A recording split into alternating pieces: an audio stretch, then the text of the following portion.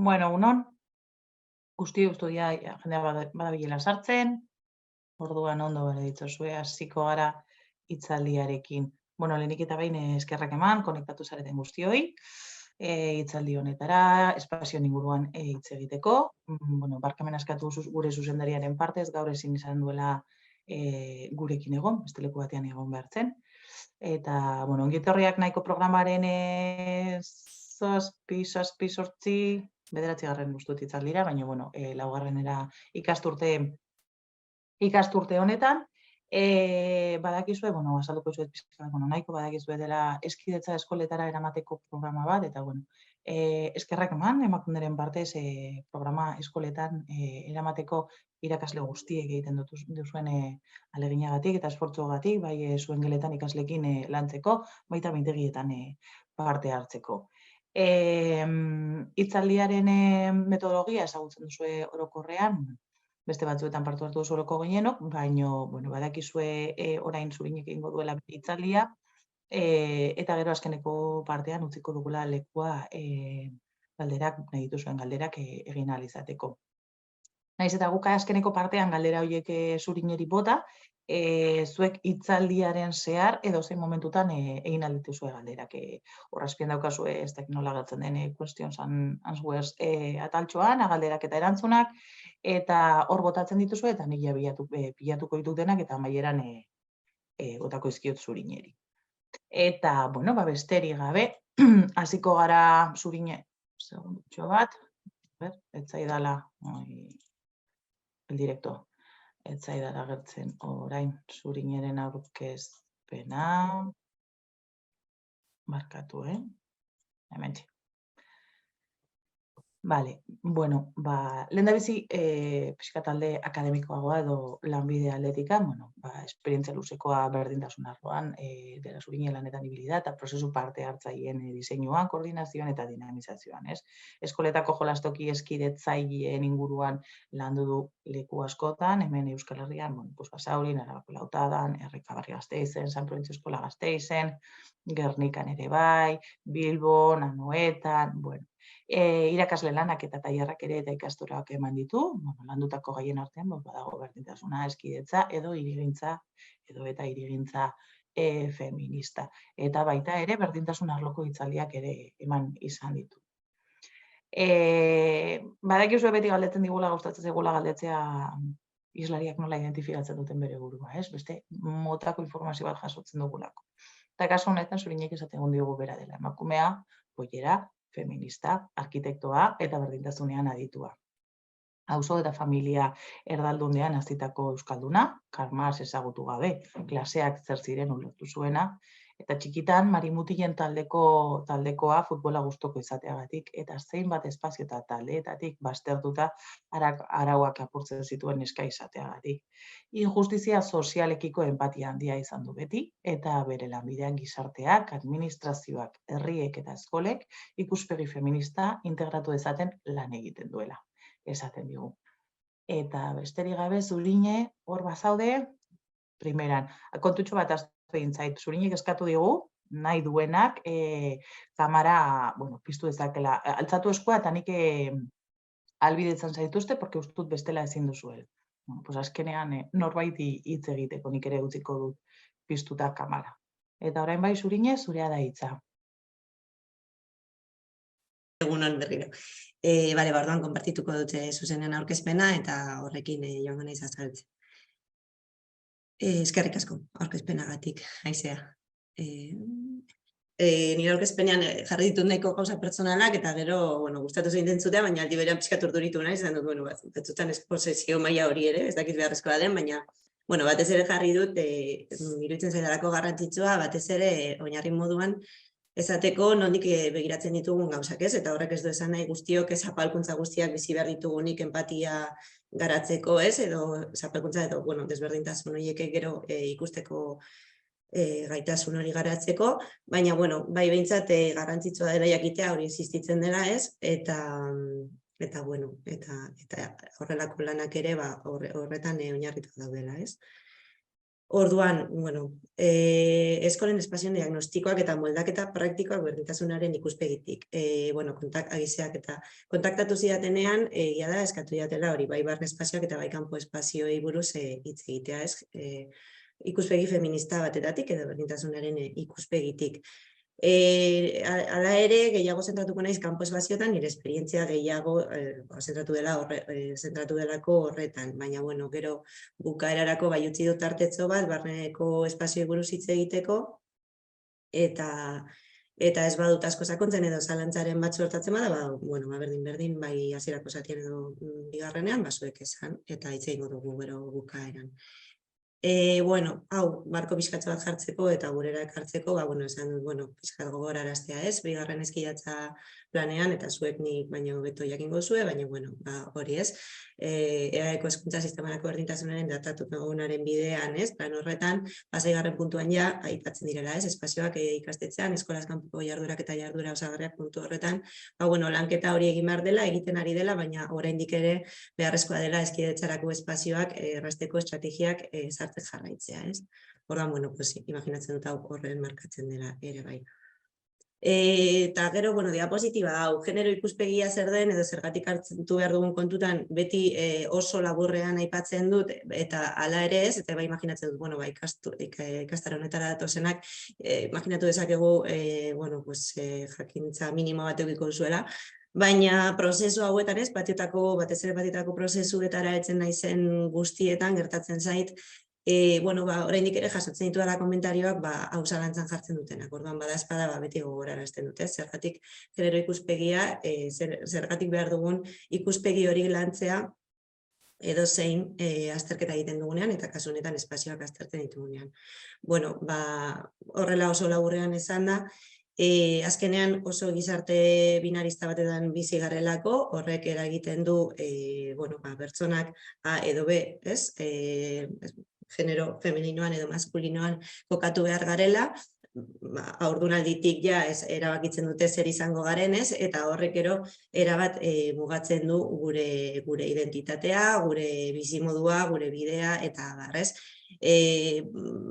Hainbat referentziengatik, publizitatean topatu ditzakegu, liburuetan, gure gurasoengan topatzen ditugun referentziak, anitzak izan zeinez, beti guztiok oraindik ere daukagu oso integratua genero binarista hori ez, naiz eta apurtzen saiatu eta egunero lantzen saiatu, oraindik ere ditugun referentziak, joerak, rolak, funtzioak, banaketa horren araberakoak dira, eta umeek hori ikasten dute txiki-txikitatik, ez? Guztiok ikasten dugu txiki-txikitatik. Orduan, gero esaten dugunean, ez? Baina umeek erabaki dute jolas horretara jolastea, edo gustatzen zaie gehiago, edo bestea, ez da librea, ez? Edo jolas librearena, beti aipatzen dugu, ez? Guk libre usten dugu, eta nahi duten, eta klaro, eske haiek hori erabakitzen dute.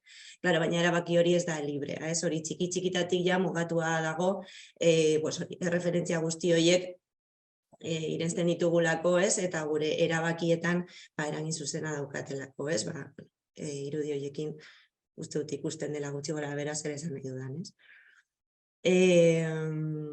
Eta noski eta genero banaketa horrek atzean dauka hierarkia bat, ez da bakarrik aukeratu behar dugula A edo B eta biak maila berean daudela, baizik eta bati lehentasuna ematen zaiola, boterea ematen zaiola, ikusgarritasuna, eta besteari ez, femeninoari, ikusezintasun hori ez. Eta noski, gero horretan enkajatzen ez duten pertsonak daude, baina horren arabera ere saiatzen gara sailkatzen eta arauetan enkajatzen ez dutenak seinalatzen eta ez dut luzatu nahi orduan. Eraldaketarako gakoak, ez? Zer aztertu nahi dugu? Noski, genero harremanak eta hezkidetza aztertuko ditugu, espazioak aztertzerakoan, baina beste hildagai batzuk ere kontuan hartu behar ditugu, ez? Ez dakit gero haizeak bidaliko duen, baina eskatu dian laburpen horretan, bai aipatzen dute, zergatik ikuspegi feminista eta ikuspegi horrek zer eskaintzen digu, eskaintzen digu sexu genero sistemaren araberako hori aztertzeko gaitasun hori, ez? Baina baita ere zeharkakotasunaren beharra, ez? Lehen esaten duena, zapalkuntzak askotarikoak dira, Eta genero ikuspegi horrek nahi duena da, ez? Ikuspegi feministak proposatzen duena da zeharkakotasun hori kontuan hartzea, ez? Ez da bakarrik generoa, ere izan daiteke adina, izan daiteke jatorria, hizkuntzarekiko dugun harremana edo jakintasuna eta bar, ez? Orduan, zeri buruz hitz egin behar dugu, espazioak eta bertan sortzen diren harremanak aztertzeko. Genero harremanak eta hezkidetza kontuan hartu beharko dugu, bizikidetza eta harreman sozio-emozional positiboak lantzeko estrategiak bilatu beharko ditugu. Gero, sostengagarritasuna eta inguru giroa ere integratu beharko ditugu gure espazioetan, bai kanpo espazioetan eta barrukoetan ere sartu daitezke landareekin edo edukiekin eta bar.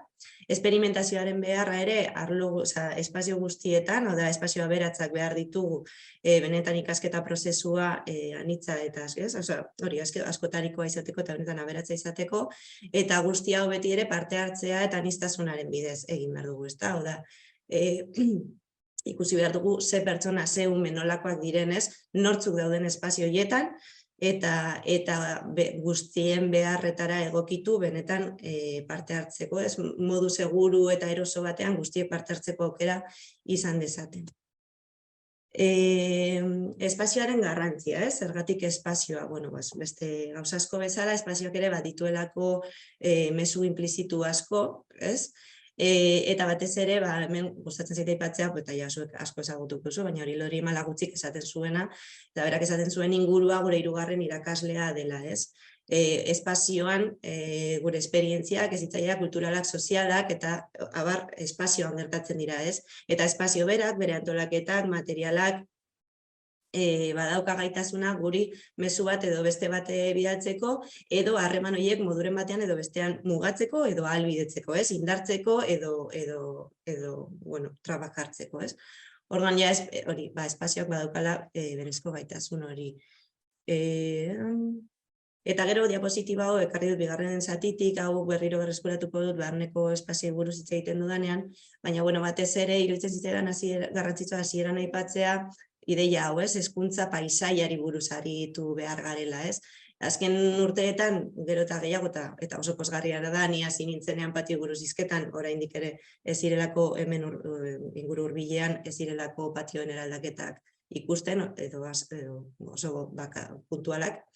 Eta, patioen ezerak bai egin du bidea, eta ikusten ditugu ja, gero eta gehiago direla horretan murgiltzen diren eskolak, baina batzutan, hasten zaigu edo agian zailtasunagatik ere ez dugu ikuspegi zabal integral bat espazioen eraldaketaren beharrari buruz, ez? Edo badaukagu, baina agian ezintasunak daude askotan.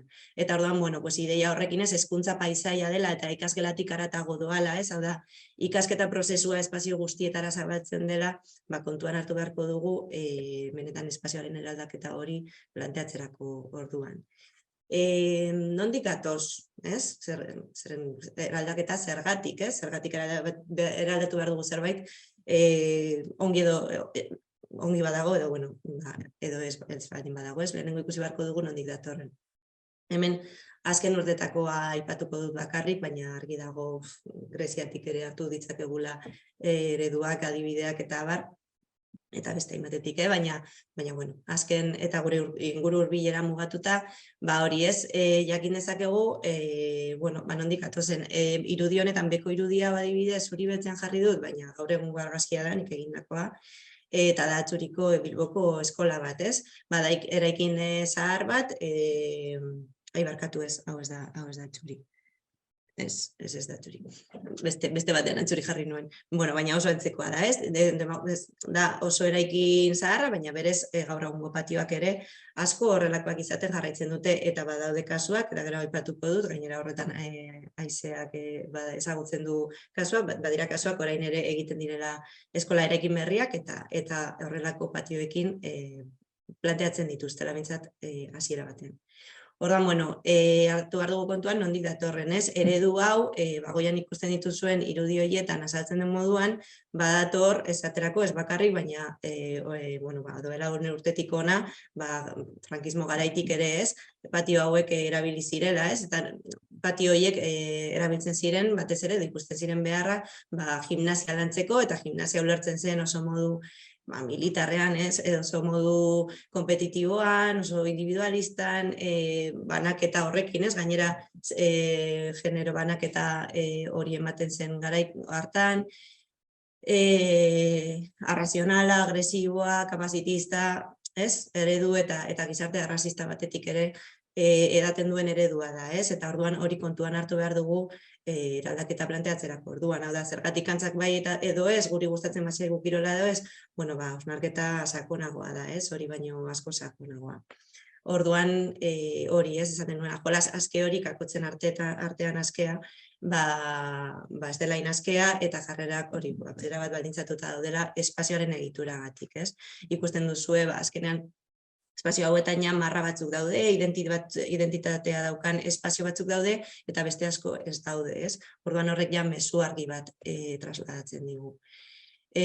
Hau da pixkat esan dizuedana, generalen araberako banaketa 20. mendearen erdialdera arte, eskola mistoa gero batean mistora pasatzen da, baina, eta hor, berdintasunaren printzipioa oinarritzen da, baina kurrikuluma zer egiten du, hartzen ditu balore maskulinotzat hartu ziren kurrikuluma eta baloreak indarrean jarri, femeninotzat jotzen diren beste hainbat balore ikusezintasunera eramanez, esaterako zaintza lanak eta abar, eta orduan hor berriro ere jerarkia hori eta ikusezintasuna eta boterearen eskema hori jarraitzen du, ez dugu lortu benetan eskola eskidetzaia, eta aurreratu naiz, baina azkenean 3. puntua hori zen, eskola eskidetzaiaren kontzeptua, 80. hamarkadan hasten da horri buruz hizketan, baina gaur egun oraindik ere erronka horrekin jarraitzen dugu, Orduan, hau ere horren markatzen da, behar horretan. Orduan, eredua aldatu dezagun, hori da helburua, eta eredua bai kanpo espazioetan eta bai barne espazioetan, barruko espazioetan euskagu gela horiek izan daitekela banaka, taldeka eta abar, baina oraindik ere oso gela zurrunak dira, txikiak eta muga askotarikoak, eta gero eta gehiago eta esperientzia gehiago daude, hor eskuman ikusten dugun irudira, edo horretara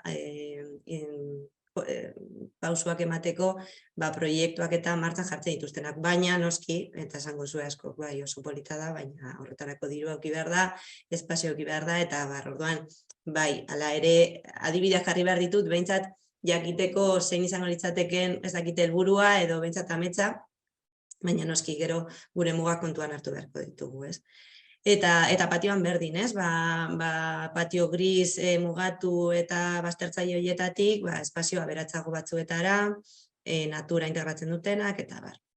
Orduan, denborarekin kontu zibila behar naiz. Orduan, kanpio espazioak hori, zer dauka baten arazoa, azteko, gero gehiago daude.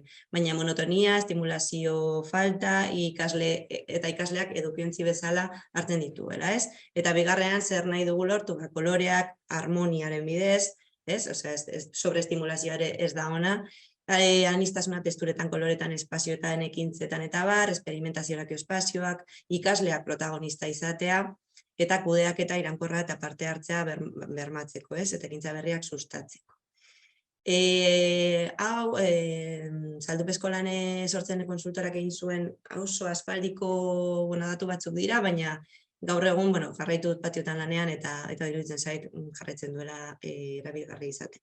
Patio honetan zegoen A espazio horretan kantza bat, B espazioan asfaltatutako espazio libre bat identitaterik gabekoa, gero pinpongera frontoia eta C espazio horretan sarrera. Nik esan nuen, aztertu behar dut espazioak, datu horiek baliatuko ditut ondorioak ateratzeko, eta esan nuen, zemotatako lekuak, hau da gure helburua edo bidea norantza jo behar du, eta bilatu nituen, beste eredu batzuetatik, pedagogoetatik eta bar, zerrenda osatu nuen, ariketa fisiko eta arautuetarako espazioak egon behar direla, baina baita ere fisiko librerako, jola sensorialerako, soziodramatikorako, ingurugiroaren ikerketarako, sormenezko jolaserako. Zerrenda hau moldatu daiteke, baina batez ere ikusarazi nahi dudana da anistasunaren beharra, Eta hori nola reflejatzen da edo nola kokatzen da espazio horiek sortzen aztertu zuen patio horretan, hemen ikusten da, ikusten dugu areketa fisiko arautuek espaziorik handiena hartzen dutela, eta gainerako jolasek edo ekintzek, inguruak hartzen dituztela, baina nik kokatu nituen. Ez neukan argi ere non kokatzen ziren ez zegoelako espazio finkorik horietarako, ez? Natura ez zegoen presente eta barrez. Baina, bizka sakontzen badugu eskema horretan edo espazio horretan, ikusi ditzakegu gauza gehiago gainera, ez? Ikusi dezakegu kantza horretan, zer gertatzen den, kantza horretan gehien bat jolasten zen futbolera, ez? Eta ze futbol eredu daukagu, bada eredu agresibo bat. Pilotarekin beste modu batera ez, agresiboa ez den beste modu batera jolastu daitekeela noski. Futbola ez da gure etsaia, baina aztertu behar dugu futbola edo beste jolas batzuk ze eragin daukaten inguruko espazioetan, harremanetan eta barrez. Orduan, lehenengo ikusi behar dugu kirolak orokorrean hartzen duela espaziorik zabalena, eta lehen ikusi dugun borobil horretan, ikusten badugu jolas guzti horiek garrantzia izan behar dutela eta lekua izan behar dutela modu nahi gutxi gora bera orekatu batean, bargi dago hemen desoreka nabarmena dagoela. Baina gainera, kantzaren kasuan, jolasin baditzaia da pilota hori ateratzen delako inguruko eremuetara eta arrisku eremuak sortzen ditu. Eta zentraltasuna dauka, eta patio horretan altzari egokitu bakarrenetakoak ziren kirolera zuzenduak zeudenak, hau da porteriak, pinpon maila eta frontoia.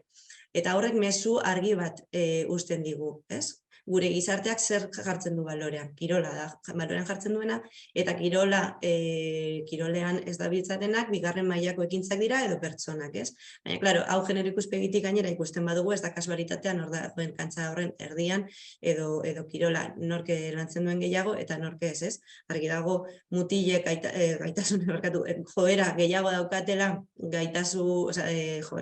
jolas horretan parte hartzeko, eta jolas horrek albietzen dizkigun gaitasunak garatzeko, baina zergatik ez da kasualitatea, ez da jaio ginenetik era hori daukagulako edo ez daukagulako, baizik eta gure inguruan dauden erreferentzia guztiak horretara bideratzen gaituztelako, futbolaren oso argia da, ikusten dugulako telebistan, hainbat euskarritan behinta berriz eta batez ere futbol maskulina ikusten da, haiek horretaz bizi daitezke eta emakumeen kasuan oso zaila da kirolaz bizitzea, orokorrean, eta mezu horiek guztiak, edo lehen erakutsi dizkizuetan argazkietan ere ikusten zen, nola neska ezerita zegoen eta aurpegia margosten edo sukaldetxoan jartzen dituzte ere publizitatean, eta mutilei horrelako jarrera esplosiboago bat eta aktiboago bat jartzen dieten. Orduan mezu guzti horiek egiten dute gauza batean edo beste batean parte hartzea, eta kirolarekin hori argi ikusten da.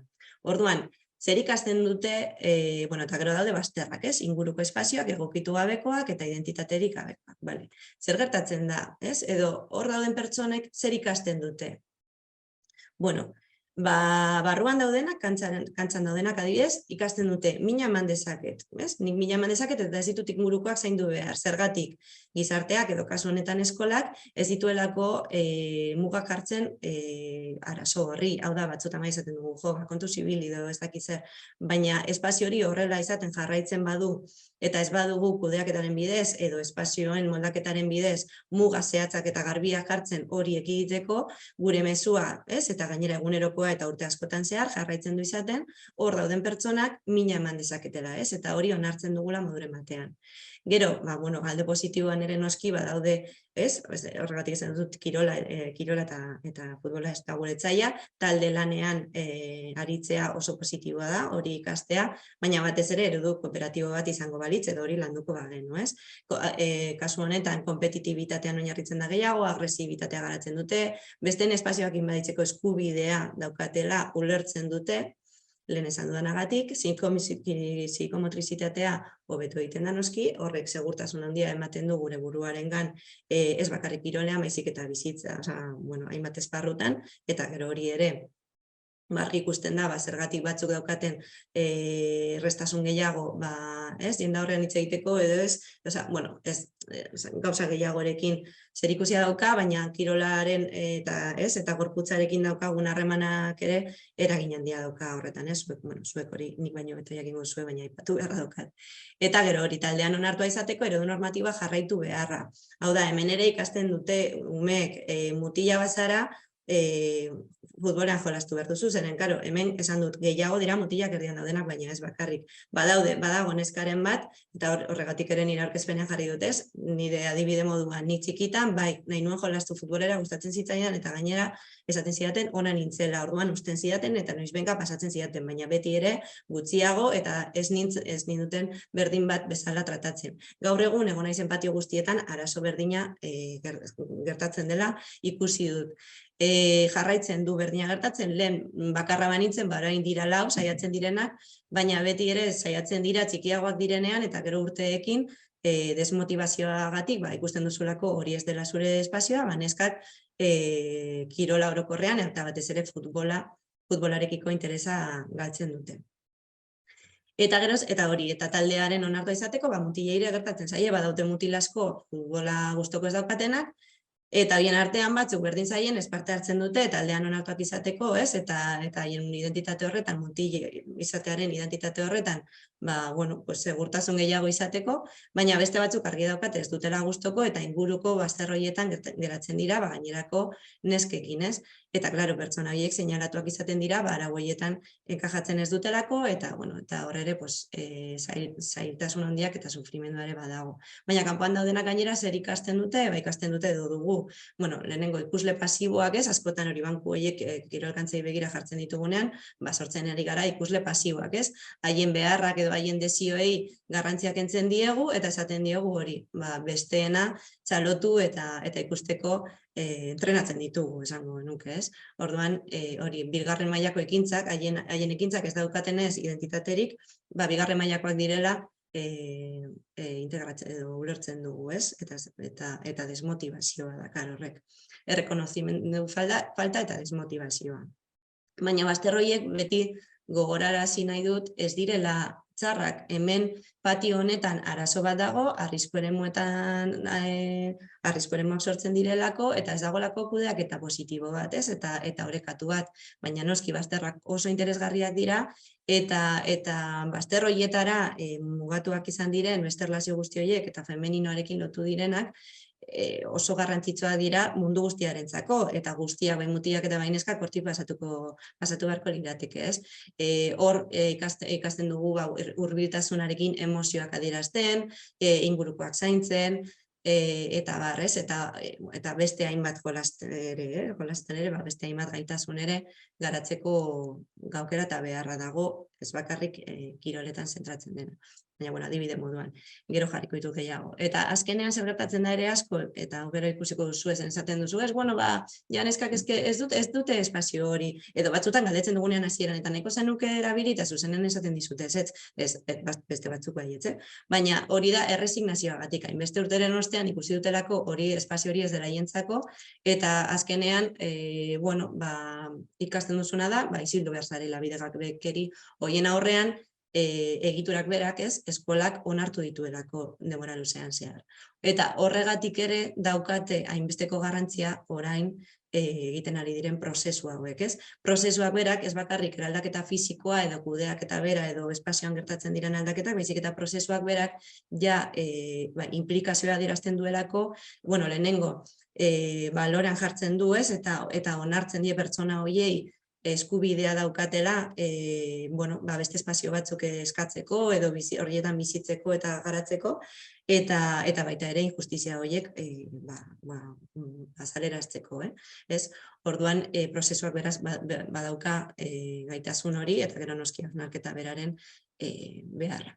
Orduan, nahi duguna da, eskema simplista honetatik atera, rol maskulinoak eta binarista horretatik ateratzea, azkenean, orain arte esan dudana, A edo B, esaten duguten enkajatu behar duzu batean edo bestean, eta ez baduzu enkajatzen, edo tokatu bazaizu A izatea, edo mutila izatea, eta piramide horrengo ikaldean egotea, baina zuk nahi baduzu beste espazio batzutan egon, eta beste gaitasun batzuk, edo beste modu batean harremandu, hori seinalatu izaten zara, eta alderantziz ere, Orduan, pertsona guzti horiek B espazio horretan egongo liratezke, Eta hor kristalezko sabaia esaten denean da futbolaren adibidea jarri duena, Nahi duzula parte hartu, baina, eta noski gaur egun gaizki ikusia dago esatea, ez duzu futbolen jolastuko neskazarelako, hala ere, umen artean entzuten da oraindik ere, eta ez da puntuala.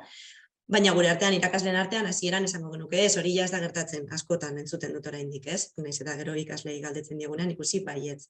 Baina, bueno, horrela esango ez balute ere, berdin du gertatzen delako beste modu batean, ez? Ba, hori ez dietela pasatzen, desmotibatu egiten direla, bueno, hori ere bada arazoaren parte bat, ez?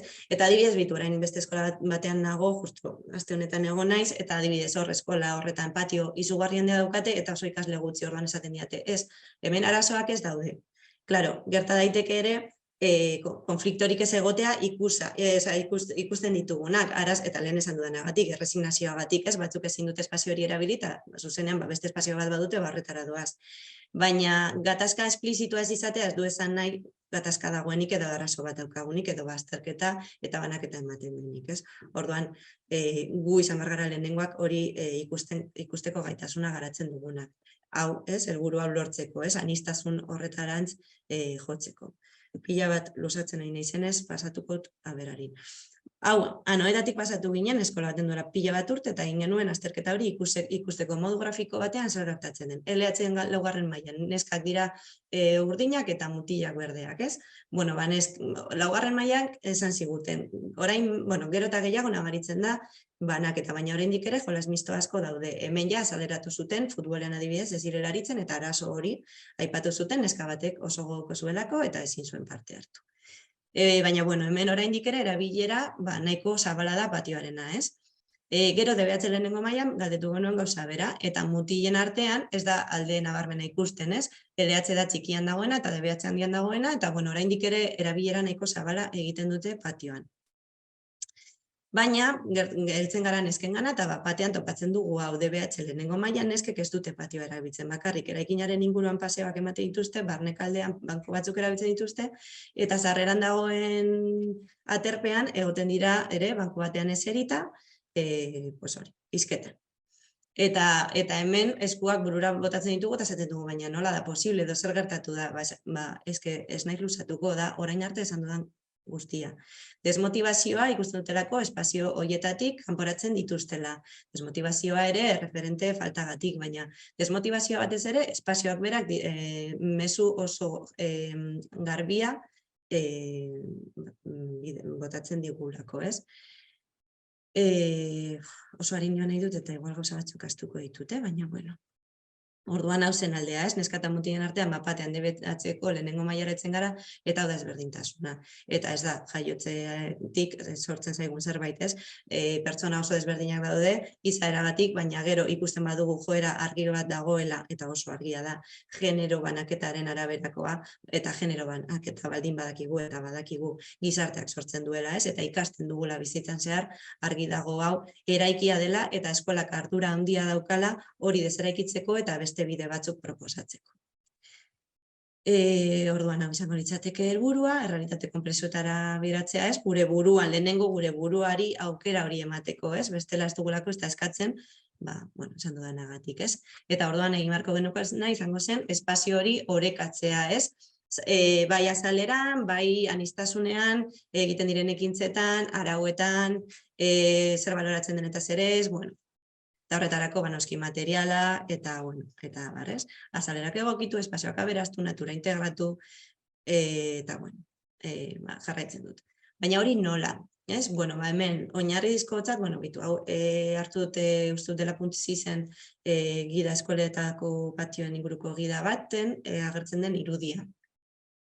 Espazioak esango genuke hiru dimentsio dituela, ez? Dimentsio fisikoa, ez? Espaziala, eta antolaketa esango genukena, dimentsio soziala, ez? Nola harremantzen garen, arauak eta bar, bizikidetza arauak izango zirenak, eta dimentsio funtzionala, ez? Zer egiten den leku bakoitzean, ez? Dimentsio fisiko horretan badaudelako espazio batzuk, erabilera bat edo beste bat izan dezaketenak, eta bar. Bueno, hiru dimentsio horietan, oreka, esku hartzeko estrategiak kontuan hartu beharko genituzke, ez? Hemen alde espaziala, irudi honetan koloren bidez, batez ere alde espazialean egin daitekenak komentatzen da, baina ez da bakarrik aldaketa fisikoa behar duguna, kudeaketaren bidez ere eraldatu beharko dugu, ez? Baina, bueno, aipatzeagatik, egon beharko dira mugimendurako eta psikomotrizitatera espazioak, baina modu orekatuan egon beharko dira natura eta esperimentaziorako espazioak, naturan gainera, bueno, gero ez aurreratuko naiz, eta lasaitasunerako eta intimitaterako espazioak. Vale, hemen horren laburpena egiten dut. Dimentsio fisiko horretan, ez gertatzen da, mugimendurako, eta hemen pizka, bueno, gehiago jarri ditut, baina adibidea jartzeko. Mugimendurako espazio eta psikomotrizitaterako espazioetan zer gertatzen da. Aurkitzen ditugula ekintzarik estereotipatuenak, gaur egun identitate konkretua daukatenak eta oraindik ere banaketa indartzen dutenak gehiago, ez? Bereizketa gehiago ematen da eta ekintza ikusezinak ere lehen esan ditudanak, izan daitezkela hurbileko harremanengatik edo bestelako jolasak, izan daitekeela dantza, musika, identitaterik gabeko espaziotara mugatuak izan direnak, hemen topatzen ditugu asko. Intimitate eta lasaitasun espazioak hauek ere zer ikusi daukate ekintza ikusezin horiekin, ez? Eskina horietan edo bazter horietara mugatu direnak. Naturguneak askotan ez daude edo beste batzutan bai, baina daukaten gauza barik positiboena da lotzen ditugula, naiz eta artifizialak izan, espazio ez antropizatuekin, hau da, ez diegu genero irakurketa zuzen bat egiten, eta espazio hauek asko laguntzen dute erabilera mistoak sustatzeko, ez? Eta gainera, naturaren zaintza eta horrekiko harremana lantzeko ere oso beharrezkoa eta positiboa dena, eta gainera lasaitzeko, eta beste alde positibo asko dituena. Eta gero lurzoru artifizialeko espazioak aipatu nahi nituen, naturguneekin konparatuta, hori ez, bai gogorarazteko, naiz eta beti esaten dut ez, eta oso espazio zurrunak ditugula eta behar dugula naturalizatu, baina kontuz, lurzoru artifizialek ere badute bere alde positiboa, eta batez ere zer ikusia daukate, adibidez irisgarritasunarekin askotan, ez? Eta pentsatu behar dugu ere, irisgarritasun maila askotariko pertsonak daudela, eta bietara ere egokitu beharko ditugula espazioak. Eta gero topaketa harrera eta konponketa guneak aipatu ditut, naiz eta, igual gida horretan ez aipatu, baina, batzutan ja gero eta gehiago lantzen dira eskoletan ere, alde batetik adinak nahasteko espazioak, hor erabaki desberdinak daude, eskola batzutan zikloka banatzen zarete, beste batzutan nahastuak daude, eta, beti ere ateratzen da idei hori, eta oso positiboa dela, modu batean edo bestean adinen artean erlazioak lantzeko beharra, ez? Orduan, egon daiteke espazio konkretu bat horretarako, edo izan daiteke egun batzuk hori topaketarako, edo momentu batzuk, edo ekintza batzuk sortzea, baina, horrelako espazioak egotea ere positiboa dela, ez?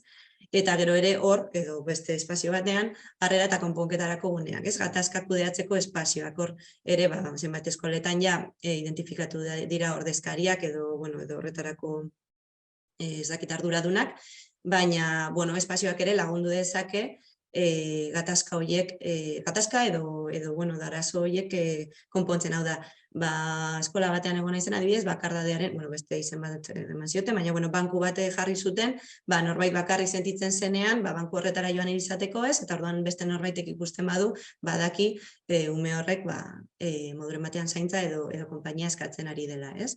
Eta orduan, horrelako espazio batek lagundu dezake arazo hori ikusarazten eta eskaintzen moduren batean, hori ez, berotasun pizkatxo bat, eta hori adierazteko errestasuna emanen dio.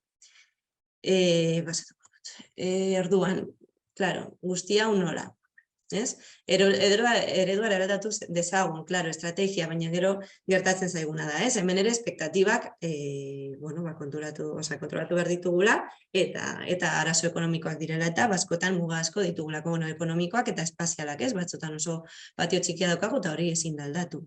Orduan, badago espazio fisikoan ditutara aldatzeko aukera, eta leku batzutan dirua dago, edo lortzen da diru laguntzen bidez, eta hori egiten da, baina hori ezin bada edo hori modu puntualean egiteko aukera badago soilik, noski beste aldea ere badago eta hori gainera egongo da egunero eta hori da gehien landu behar duguna eta izango da kudeaketan oinarritzen dena, hau da, irakasleen ardurapean, ez, eta eskola eta zentruaren ardurarik handiena, handiena, esan nahi dut, zuen esku dagoelako momentu oro, ez? Eta hori da, kudeaketarena, esaten nuena espazioak, banatu ditzakegu zikloka, eduki ditzakegu hiru espazio ezberdin, baina gure ardura izango da ikustean nor parte hartzen duen eta norez, eta rotazioen bidez adibidez guztiei emate aukera leku guztietatik pasatzeko, baina gainera, claro, orain arte ditugun patioetan, segurazki aukerak ez dira asko, orduan lehenengo aukera horiek aberastu beharko dira, jolas gehiago proposatu beharko dira, materialak atera beharko dira, eta batez ere espazio seguruak sortu beharko ditugu guztiek parte hartzeko aukera izan dezaten. Hau da, ez da bakarrik esatea benga guztiok jolastuko dugu honetara, baizik eta ikustean hor daukan zailtasuna handiena eta ikustean nola errestu aldiogun parte hartze hori, ez? Eta, bueno, hori, rotazioetarako, eta hau izango da bai barne espazioetarako eta bai kanpo espazioetarako, badakidalako esango jasola gauza bera, eta batez ere barne espazioetan oraindik mugatuago, ez dago dirurik edo ez dago aukerarik klase hau aldatzeko. Bueno, ikusi beharko dugu rotazioaren bidez, lehenengo zein den erabilerarik nagusiena, eta gero ikusi zein momentutan eraldatu dezakegu nola, eta eta hori kudeaketaren bidez, eta behaketa irankor horren bidez, aldatu, ez? Eta gero beti izaten dut, lehen esaten hasieran aipatu dut, ez? Eskola eta ikasketa prozesua espazio guztietara zabaltzen da iraunkorra espazio ordu eta denbora guztian zehar. Orduan, bai patioan eta bai barruan. Ikasketa prozesuko partea bada, gure ardura ere bada, hori ez, ikasketa prozesu modun ulertzea, eta orduan aukerak zabaltzea. Eta nire ustez patioetan, esaten dugu jo, baina honi zaio gustatzen. Bueno, ez dugu inor behartu behar, gaizki sentitzen bada noski. Baina batzutan esaten dugu ez dugula zerbaitetara jolastu nahi, eta da beldurragatik, edo da pentsatzen dugulako, edo esan digutelako gaizki egiten dugula. Orduan, horregatik esaten dute espazio seguruak eraiki behar ditugu, zaintza landu behar dugu, benetan beldurroiek gainditu alizateko eta konfort eremu horretatik ateratzeko. Ez ditugu beti konfort eremu horretatik kanpo eramango noski, gero ere pixkat libre edo lasai egon daitezen garrantzitsua da. Baina frogatzea ere garrantzitsua da eta gure eskola horretarako balio behar du. Motibatzearen bidez eta baloratzen bidez, prozesua baloratu ez emaitza. Eta gero kooperazioa eta zaintza. Esan dut, baina berriro aipatzea ez, hori izan behar dela helburua. Eta batez ere hor ere, genero estereotipoi errebaratzen badiogu, konturatu behar gara, zeren ez da bakarrik kooperazioa eta zaintza modu orokorrean lantzea, baizik eta esatea. Kontuz, honek ere norabide bat badauka. Hau da, zeintzuk dira zailtasunak. Normalean, genero banaketagatik mutilei gutxiago bideratzen zaie edo sustatzen zaie zaintza lan horiek, edo ingurukoak zaintzea, esan dugunagatik ere espazioan duten ibaditzaileak izateko eta bar izateko aukera ematen diegulako eta beste hainbat gauzengatik. Orduan, bai, landu beharko dugu mutilek kooperaziorako eta zaintzarako gaitasuna sustatu beharko diegu, baina batez ere, haien artean, eta batez ere neskei zuzenduta zergatik haien artean, kiroletan eta barria lortzen dutelako talde lanean ibiltzea, eta haien artean zaintza hori eta talde dinamika hori badaukatelako oso landuta. Aldiz, neskekiko harreman horretan, eta haiek zaintzaile moduan, eta besteak kontuan, eta beste nitza entzuteko orduan, zailtasun gehiago dauzkat. Orduan, hori izan beharko da lanketa horretan indarra hartu beharko duen gauzetako bat, eta beste izan beharko da nesken artekoa, zergatik.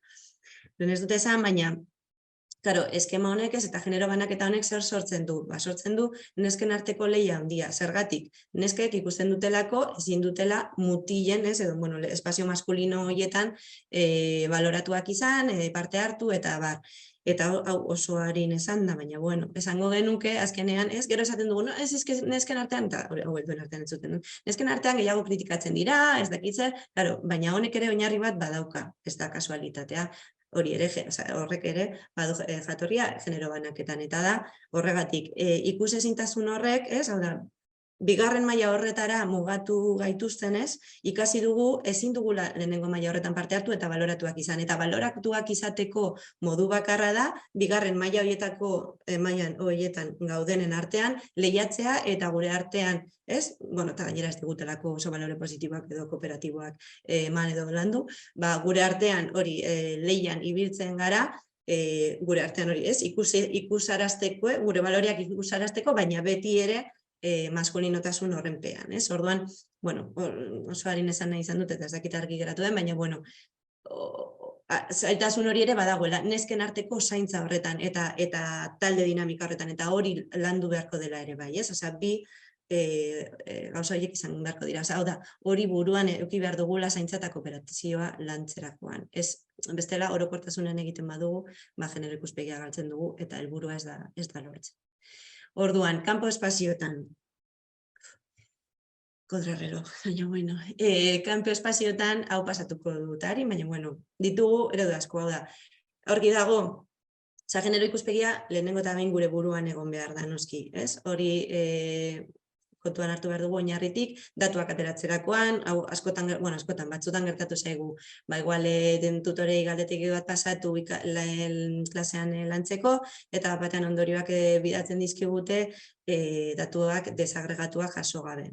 Claro, hortik ezin dira ondorioak atera. Ikusiko dugu patioaren dinamika orokorra, baina ez da genero banaketa ikusiko, eta hortaz ezin dugu ondorio garbirik atera. Orduan, genero ikuspegia egon behar da gure datuetan, egon behar da gure buruan, baina gainera gero, okiko ditugu tresna espazial batzuk, hori espazio horiek eraldatu izateko eta hori indartzeko edo mugatzeko, ez? Osea, aberasteko edo murrizteko. Orduan, dauzkagu marrak, dauzkagu koloreak, gero beti ere harmonia minimo bat ere lortu beharko dugu, esaten nuenagatik, sobreestimulazioa ere ez da ona, baina bai behintzat aberasgarritasun pixkat. Koloreak jolas konkretuekin edo modu abstraktuan, hori marra batzuk eta kolore batzuk bestelako jolasak suertatzeko. Elementu naturalak, izan daitekela loreak, izan daitezkela harriak, egurzatiak, eta lehen esaten nuenagatik horre ez dugulako hasiera batean, naiz eta moduren batean fondoan ere beti genero banaketa dagoen, baina behintzat espazioak berak ez dauka genero irakurketa zuzen bat. Gero, psikomotrizia edo mugimenduzko bada espazioa, joera izango da gehiago igual mutilek erabiltzeko, eta hori landu beharko dugu pixkat, baina errestasun gehiago eskaintzen dizkegu, eta gainera naturalen garrantzia.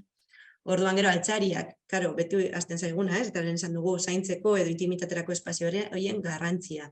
Baina ez bakarrik umeengan, eta oso gainetik aipatuko dut, baita ere, zaintza erdigunean jarri nahi badugu, kontuan hartu behar dugu eskolak badituela ere gurasoak, eta badela ere zaintza espazio garrantzitsu bat, eta gizartean oso garrantzitsua dena. Orduan, benetan zaintzaren garrantzia ikusarazi nahi badugu eta behar badugu noski, momentu hoiei, hau da, gurasoak datozen momentu hoiei ere, espazio eroso ikusgarri eta baloratu bat eman beharko diegu, maiekin, bankuekin eta barrekin. Eta gero noski materialak, jarrita kendu daitezkenak, espazio bera modu ezberdinetan erabili izateko. Maldak ere egin daitezke, belarrarekin edo horrelako material bigunekin, itzala kontuan hartzea, bestela batean topatzen ditugulako patio batzuk egoteko oso deserosak direna, eguzkia jotzen duenean, edo horia egiten duenean, eta orduan leku erosoak, intimoak topatzea horretarako. Eta hori, espazio motak, egon beharko dira askotarikoak mugitzekoak, elkartzekoak, simbolikorako, lehen aipatu ditudanak, Eta hor, hemen ditugu adibide batzuk, egon beharko dira horrelako, ez dakit beharko diren edo baina, igual kasu guztietan ez da posible izango, baina intimitaterako txoko horietan, txabolatxo batzuk egotea, beste eskala batzuk lantzea, hori ere oso positiboa izaten da, eta umeek asko oso gustoko izaten dute. Hau agian txikientzako da, sukaldea edo bestelako jolas horien adibioiekin, baina nagusientzako ere beste hainbat eredu daude. Behan dagoena da, eszenatoki moduko bat, izan daitekela ere modu ekonomikoago batean egitea edo diru gehiagorekin egitea. Hemen, beti esaten dut, badaude eskuartzak egiteko modu asko, egin dezakegu oso diru gutxirekin edo askorekin, baina egia da ere, hau da, nik esaten dut, paleekin egin daiteke eszenatoki bat, modu diru gutxirekin, baina ez beti, hori ere kontuan hartu behar dugu. Batzutan, hori ere udalaren arabera, aukera ematen digute horrelako eskuartze informalagoak egiteko eta beste askotan ez. Orduan egia da eskola bakoitza mundu bat izango dela, egoera berezi bat izango duela, eta leku bakoitzean bere egoera eta aukerak aztertu beharko ditugula, Baina, aukerak daude, gero, beharko dugu leku bakoitzean zer eta nula. Hau txikientzako esperimentaziorako txokoak, urarekin jolasteko musika, hauren esan dudana, txabolatxo hiek, eta baitu adibidez zuntz biziarena oso ideia polita da, Horraraban garaionen lantzen dute, Eta beti izaten diat, oso erreza da, modu parte hartzailean egin daiteke, landare bat da, bizia, landatzen duzu, eta horrelako etxolak eta, laberintoak, espazioaren arabera sortu daitezke, nahiko modu ekonomiko batean, eta polita, eta ikusgarria, Gero hori, naturaren garrantzia, baratza, zainketaren zera ikastea, zaintzorretan geldituko, zuek badakizuelako. Eta gero hori, esan dudana da, zaintzarako ere espazio bat, eta, kontuan hartu dezakegu, eta beharko genuke ere, nola datozen umeak, autonomia lantzen badugu, esparru, eskolaren eskala guztietara zabaltzea, hau da, eskolarako bidea ere, hausnarketa horretan sartzea. Eta gero hau, eredua gustatzen zait jartza, batez ere, erabiltzen dituelako, nik aipatu ditudan tresna, espazial horiek, baina, kontuz, bai, koloreak ditu, natura dauka, bankoak ditu, baina nolako bankoak ditu adibidez behan. Grada batzuk dira, kirole kantzei begira. Eta batez ere, plan horretan ikusten badugu, kantzek jarraitzen dute, erdigunea hartzen, zentraltasuna izaten, inbaditzaileak izaten, orduan, kontuz, esaten dizuedana, tresnak baditugu, baina genero edo ikuspegi feminista hori lantzen ez badugu, berriro ere inertzengatik errepikatuko ditugu, orain arte izan ditugun patioen arazo berberak. Eta orduan horri, horrek gogorarazten digu kudeaketak eduki behar duela zentraltasuna, gure begiek eta hori aldatzeko hartzen ditugun estrategiak izan behar dute zentruan, bizikidetzaragoen bidez, espazio erabilerak orekatzen, jolas kooperatiboak dinamizatzen, eta honeko gararazi, eta adibidez, hori nengo naizen eskola batean ere, esaten zidaten, esan dute segurazki, baina COVID garaitik ja, jolas gidatu asko geratu dira patioetan, baina oraindik ere, jarraitu behar dugu, sakontzen eskola baten, esaten zidaten, guk egiten dugu erdiko espazio batean, 10 edo 15 minutu, denok jolastu behar dugu batera, jolas batera, eta tutoretzetan erabakitzen da, eta dinamika oso ondo dago, baina zer gertatzen da, ez dagoela estrategia konkreturik, jolas horiek erabakitzerako orduan, maioriak edo irabazten du gehiengoak, hor, pina egiten badute futbolzaleak edo zein jolasekin norbaitek pina egiten badu, beti edo gehienetan jolasten dute gauza berdinetara, eta besteekin posaketa bat bezala bizi dute. Aldiz, horrelako dinamika bat erabiliko bagenu jolas berriak proposatzeko, beldurrei aurre egiteko, eta askoz positiboagoa izango zen. Eta gero nik uste dudala rotazio hori ez zela mugatu beharko espazio batera, baizik eta espazio guztietara. Hau noetako kasua da, baina uste dut pasatuko dudala, hemen diru gutxirekin egin genituen gauza batzuk, baina udalarekin harremanetan gauden eta esen arazorik egon. Eta, adibidez hori porteria hori, oia zati batekin horrezkolan zutena, aldatu genuen da gauza bat kenduta jarri daitekena, eta momentuan bertan, goiz horretan bertan, pilo bat jolastu zuten jarri genituen soka batzuk porterietatik eskegita, eta batean erabat aldatu zen erabilera, eta interes handia sortu zuen, adibide moduan, baina pasatuko dutane. Gero urtebete beranduago komentatu zidaten, hainbat interbentzio egin ziren, eta gero komentatu zidaten, erabilera eraiki ziren espazioetako erabilera aldatu zela, interesgarria zela, baina futbol zelaiarekin egiten zen kudeaketa ez zela aldatu, kudeak hori, nola jarraitzen zuen futbolak zentraltasuna izaten, eta orduan nik justo ikasleak topatu nituen, da gainera justo topatu nuen arazo hori aipatzen zuen neska, eta esan zidan, aurpegia zen pizkat, hori, desmotivazio falta, motivazio faltarena, azkenean ikusten zuela, gauza gehiago zeudela, baina bera jarraitzen zuela espazio hori erabili ahal izan gabe, orduan mezurik nabarmenena indar handiena edo inpaktu handiena zeukana eta daukana, jarraitzen badu erdigunean egoten, eraldaketa asko egin ditzakegu eta inpaktu txikia edo ez lortu, azkenean neska horrek berdin DBH-era, neska hori helduko delako DBH-era, guztiz desmotibatua eta espazio hori gehiena erabili gabe, eta hori bezala beste guztiak.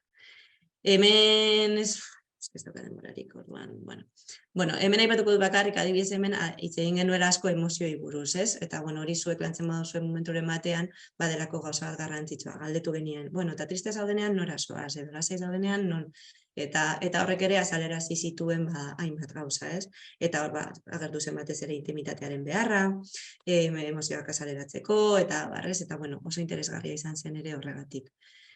Gasteizen San Prudentzion ere prozesuaren fase batean egon nintzen, gero haiek jarraitu dute haien kabuz, baina, bueno, hemen oso patio handia zeukaten, gehienak hori kantzak bintzak bazituzte marrastuak, zikloka banatzen ziren, eta bueno, batera zen beharra. Bueno, nik berdin du hemen zera baki hartu zuten, batez ere da hori, horrelako espazio bat berdin badaukagun ez eta txikiagoa izan, erabakia izan behar da, bale. Zikloka izango ditugu, ondo da. Vale, ziklo bakoitzak orduan espazio bakarra erabiliko badu. Bueno, espazio bakarra erabiltzen badu, gogoratu beharko ditugu lehengo 3 espazio horiek, ez? Mugikortasuna, lasaitasuna eta natura. Espazio horretan ordu pilo bat pasatuko dituztenez, eta urteak, orduan egin beharko duguna da, espazio guztiak egokitu, modu orekatuan, 3 mota horiek lekua izateko, ez? Aldiz, erabakitzen badugu, bueno, pues hori igual gehiegi dela, eta ez daukagula modurik hori lortzeko, egin dezakeguna da, patioaren zati bakoitzari identitate bat eman, eta identitate horrek ez du esan nahi, bat izatea ez du esan nahi erabilera bakarra izango duenik, bat baino gehiago izan dezake, baina hau izango da naturalagoa, hau izango da lasaiagoa, hau izango da erdia eta erdia, baina ez dakit zer. Eta gero, rotazioak egin, espazio batetik bestera, ziklo bakoitza edo klase bakoitza, ez? Baina behintzat, eta gero kudeatu, eta proposamenak egin, jolas dinamizatuak noizbait, eta barrez, baina batez ere hori ume guztiek izan behar dutela espazio guzti horietatik pasatzeko aukera eta haietan parte hartzeko aukera. Hemen adibidez, hori diru gehiago zegoen eta egin ahal izan zuten txokolasai polit bat, baina gero hori aurrekontuaren arabera, eskalatzeko leku bat ere egin zuten, eta hau zen aipatzen nizuena Errekabarri Gasteizen, hori, hasiera baten eraikin berria egin behar zela eta patio berria eta jaso zuten planoan kantzak zeuden zentruan, dena zen zurruna eta barrez, eta orduan hor proposamena izan zen eta oso borroka izan zen, ez? Osea, hor indar pilo bat egin behar izan zuten lortzeko, adibidez kantza bat erditik kentzea, horren ordez, gero, nebo zuzu kontatu. Nahi zutena zen, nik proposamena aipatuko. Hori ez, kantza bat izango litzatekena berdegune batean bihurtzea, aterpe bat jartzea eta ez hain zentratua kantza batetan, baizik eta espazio libreago baten bidez, eta gero atzeatzeko espazioak desberdintzea, eleatzekoak, eta guztiei interesa ematea, hainbat espazio eta ekintzen bidez, ez? Eta hemen bildu nituen pila bat adibide, bentsat amesteko, eta gero esaten dizuetana, gero ja denborarekin eta baliabideen arabera ikusiko da zer den posible eta zer ez. Eta ez da bakarrik zer den posible eta zer ez, gainera espazio guztiak, eskola bakoitza mundu bada, baina eskolak ere aldakorrak dira, ez? Eta umen arabera eta familien arabera aldatzen doaz, orduan denborarekin ere, testatzen joango gara, ikusi zer balio duen zer ez, eta horren arabera aldatu. Adibidez hemen Lautadan egon nintzen, abia da azkena patioi buruz, eta hemen ja urteak zera matzaten, batez ere gimnasiako, horren ez dut izena gogoratzen, baina emakume bat zen, gimnasiako irakaslea zena, eta, berak oso, bere gain hartu zuen ardura hau dinamizatzeko, eta urteak zera matzaten honekin, ez? Orduan ja ikusten zen dinamika oso rotua zegoela, eta umen artean ematen ziren harremana, genero banaketa ikusten zera noski, baina beste modu batean, ez? Gauza batzuk aldatzen zirela pizkat, behintzat espazio erabiltzerako orduan. Orduan, hemen egiten zuten rotazioa, ez?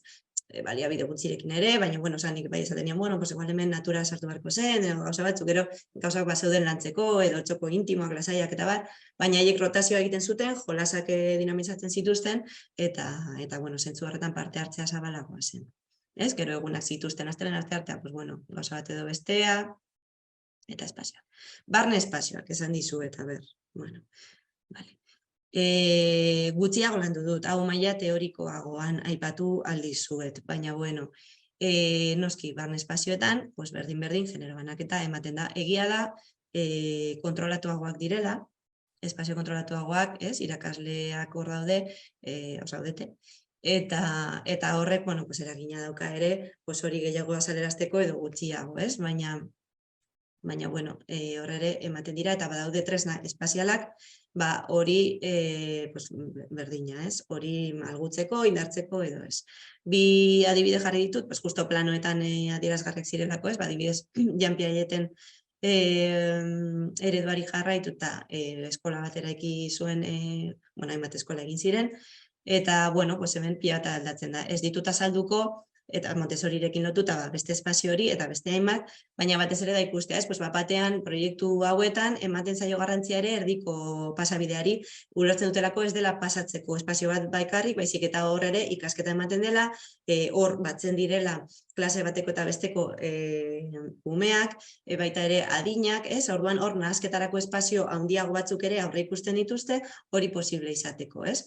Orduan, bueno, eraikina bera asko aldatzen da horregatiko oso gainetik aipatuta.